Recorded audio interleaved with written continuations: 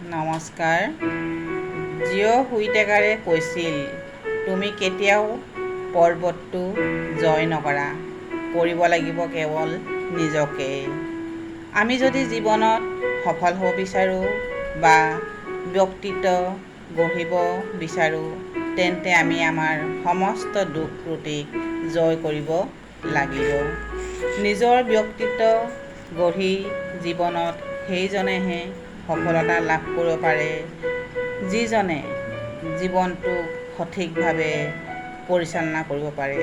আৰু জীৱনক সঠিকভাৱে পৰিচালনা কৰিব তেওঁ লোকেই, যিসকলে নানা ঘাত প্ৰতিঘাতক বাধা বিপত্তিক জয় কৰিব পাৰে সহজে।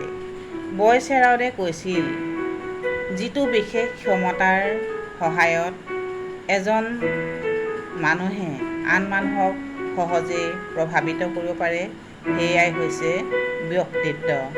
ব্যক্তিত্ব হ'ল লাহে লাহে গঢ়ি উঠা বস্তু। ইয়াৰ বাবে লাগিব ধৈৰ্য, সাহস, একাগ্ৰতা, অনুশীলন আৰু কঠোৰ পৰিশ্ৰম কৰিব পৰা ক্ষমতা। ব্যক্তিত্ব গঢ়ি তুলিবলৈ কোনো বাহ্যিক চেহেৰাৰ প্ৰয়োজন নাই। প্ৰতিজন মানুহেই আকৰ্ষণীয় ব্যক্তিত্ব লৈ জন্মগ্ৰহণ কৰে। কোনোবাই ব্যক্তিত্বৰ স্ফুৰণ ঘটাব পাৰে, কিন্তু কিছুমানে নোৱাৰে। কোনো মানুহকে ভাগ্যই সফলতা আনি নিদিয়ে।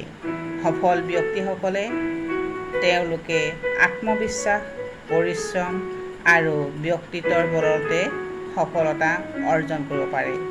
সেয়া জীৱনত সফলতা পাবলৈ সৰুৰ পৰাই ব্যক্তিত্ব বিকাশ কৰিবলৈ আমি চেষ্টা কৰিব লাগে। ধন্যবাদ।